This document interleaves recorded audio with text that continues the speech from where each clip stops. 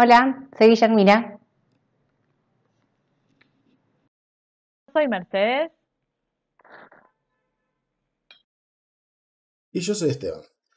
Y algo que tuvimos que acostumbrarnos durante este último año y medio es justamente a no andar pasándonos el mate. Durante este tiempo también pudimos aprender mucho sobre el SARS-CoV, el virus causante del COVID.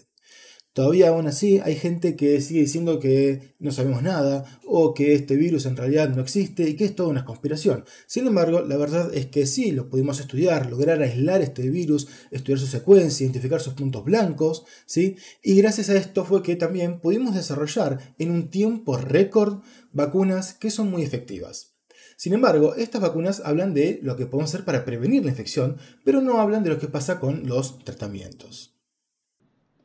En todos estos meses hemos escuchado muchísimas curas milagrosas muy impensadas. Que tomar agua caliente mata el virus en las vías respiratorias superiores, que tener eucaliptus cerca hace que el virus no ingrese a nuestro organismo, impidiendo así la infección, o que hacerse gárgaras con sal elimina el virus de la garganta, o, y esta era alguna de nuestras favoritas, que el vino o el whisky pueden matar al coronavirus. Lamentablemente, no existe al día de la fecha un único tratamiento que pueda curarnos de COVID-19. Luego de un año y medio de pandemia, los científicos y las científicas aún no han podido identificar los puntos débiles de este nuevo virus. Y entonces, ¿qué hacemos nosotros? Lo que hacemos de nuestro lugar en Ciencia Anti-Fake News es combatir la información falsa sobre COVID-19 con evidencia científica en un lenguaje ameno y accesible para todas las personas. A veces estas noticias falsas se generan porque hay personas que cometen errores en forma involuntaria, sin malas intenciones. Otras veces, bueno, no todas las noticias falsas son involuntarias y tampoco podemos asumir que todas son en forma desinteresada. La pandemia nos ha puesto a todas las personas en una situación de vulnerabilidad y eso hace que podamos ser parte de ese 88% de personas que al querer informarse sobre COVID-19 caen en noticias falsas. Un medicamento que no pudo escapar a estas noticias falsas es la bien conocida por ustedes heparina. Hace más o menos un año salieron noticias donde justamente se hablaba de la heparina como un posible efecto antiviral, justamente para prevenir la infección o prevenir el contagio con coronavirus. Si uno lee la noticia, lo que decía esta noticia es que la heparina podría detener hasta un 70% de la entrada del COVID a las células, lo cual sería un gran efecto antiviral. Sin embargo, cuando vemos los estudios científicos, ese estudio inicial lo que indicaba era que ellos habían identificado que la proteína S del virus debe interactuar con el heparansulfato que recubre a las células, ¿sí?, para poder ingresar a las mismas, y que las heparinas eran capaces de interferir esta unión en los modelos in vitro que ellos habían utilizado. Nótese la palabra clave in vitro. ¿Por qué? Porque luego, cuando se hicieron estudios clínicos a continuación de este estudio inicial in vitro, ninguno de estos estudios demostró eficacia a la hora de la heparina como medio para prevenir la infección con COVID-19. Esto obviamente no impidió que salieran cadenas con noticias falsas, ¿sí? Por ejemplo, donde decían que el coronavirus era en realidad una bacteria y que lo que había eran problemas de coagulación, que formación de trombos, y que entonces el tratamiento debía ser con anticoagulantes. Y esta noticia la veíamos como que eran médicos italianos, que eran médicos ecuatorianos o de distintos lugares del mundo. Esto lo que surgió es que empezara a circular la idea de tomar heparina de forma preventiva para evitar contagiarse del COVID. Lo cual, por un lado, no era cierto, y por otro lado, ustedes más que nadie saben cuáles son los riesgos de automedicarse con heparina o de consumir heparina sin ningún control médico o seguimiento médico al respecto.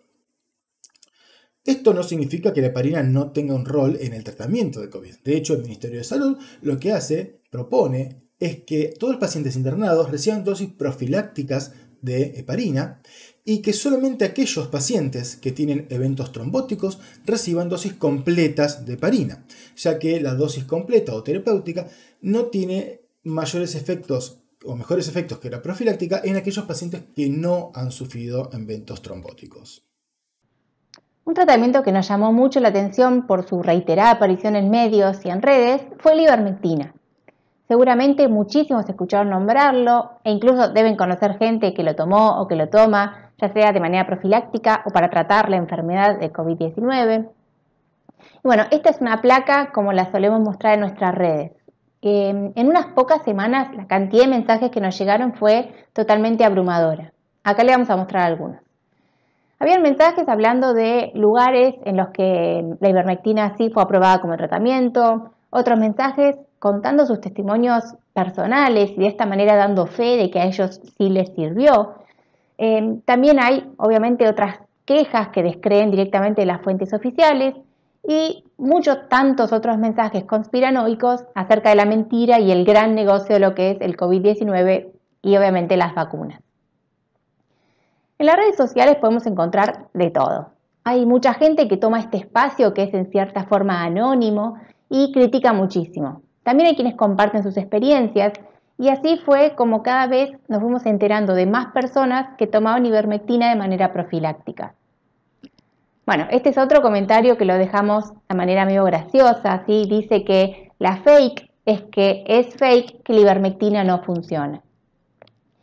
En definitiva, este tratamiento tiene tal vez varias aristas comunes con otras supuestas curas milagrosas. Y es que no importa cuánta información científica brindemos, o sea, podemos citar al Ministerio de la Salud, podemos hacer búsquedas exhaustivas de bibliografía científica o podemos aportar información de la Organización Mundial de la Salud y sin embargo pasan cosas como estas.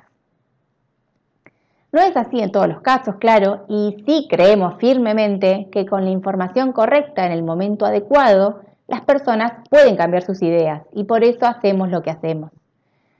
Como tantas otras cosas, esta noticia parte de algo que es parcialmente cierto, o sea, sí se encontraron ciertas propiedades antivirales de la ivermectina, pero de ahí a poder extrapolar que todos usemos ivermectina de manera profiláctica es un montón. Encima de todo esto es que la mayoría usa ivermectina veterinaria porque es la que se consigue más fácilmente.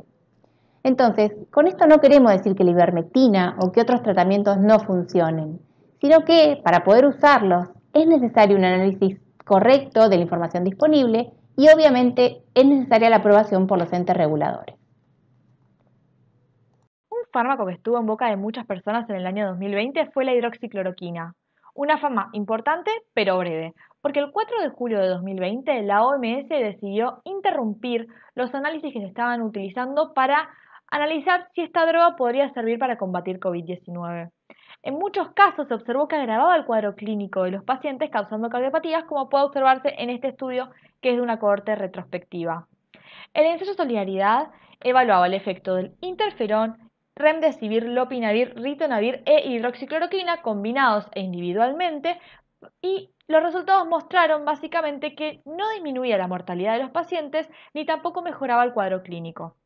A pesar de estos datos, hubo declaraciones públicas de varios jefes de Estado avalando el uso de esta droga, incluso sin el aval de un profesional a cargo, lo que generó una gran fuente de noticias falsas. De hecho, estas declaraciones se basan en un único estudio con fallas muy graves en su metodología, lo que logró que este trabajo científico fuera retirado de la revista en la cual fue publicado. Como consecuencia, circularon muchísimas noticias falsas relacionadas y muchas personas que necesitaban consumir esta droga para tratar patologías no podían conseguirla. Otro químico que demostró lo peligrosas que pueden llegar a ser las fake news es el dióxido de cloro. Este es un producto desinfectante que fue muy aclamado como la cura, no solamente como tratamiento, sino como preventivo de COVID-19. Sin embargo, no hay datos científicos que avalen esto porque de hecho este estudio muestra que tiene una gran toxicidad. No puede comenzarse en los ensayos clínicos porque en ensayos preclínicos en animales se ha demostrado que causa alteraciones hematológicas en los animales. En Argentina hubo casos fatales tras declaraciones públicas de figuras mediáticas, ¿sí?, que fueron avaladas por juntas médicas, indicando que la causa de la muerte y o intoxicaciones fue el consumo de dióxido de cloro. Y este es un gran ejemplo para entender lo dañinas que pueden llegar a ser las fake news. Como podemos ver, lo que tienen en común estas cadenas es que juegan con las emociones de las personas, la desesperación de encontrar un tratamiento o algo que para poder combatir el COVID, la gente acepta cualquier cosa que le den, cualquier solución que le den. A veces algún fundamento inicial está basado en la ciencia, pero este no ha sido confirmado o tiene muy pocos pacientes para ser confiable o realmente aún no está probado. Lamentablemente, está comprobado que las noticias falsas se esparcen mucho más rápido y a más gente que las noticias verdaderas o sus desmentidas. Nosotros creemos que es deber de todos los que hacemos ciencia o trabajamos en salud frenar la desinformación, no solo viendo qué cosas son las que reenviamos a los demás, sino también aportar información científica y confiable a quienes son víctimas de estas noticias falsas. Las noticias falsas pueden causar muchísimo daño a la salud de las personas. Por eso es muy importante ser responsables al momento de comunicar sobre temas de salud, especialmente transitando una pandemia. Lo que no sabemos lo podemos consultar con personas idóneas. A continuación vamos a escuchar a nuestros colegas que sí saben sobre los tratamientos que se están abordando en este momento.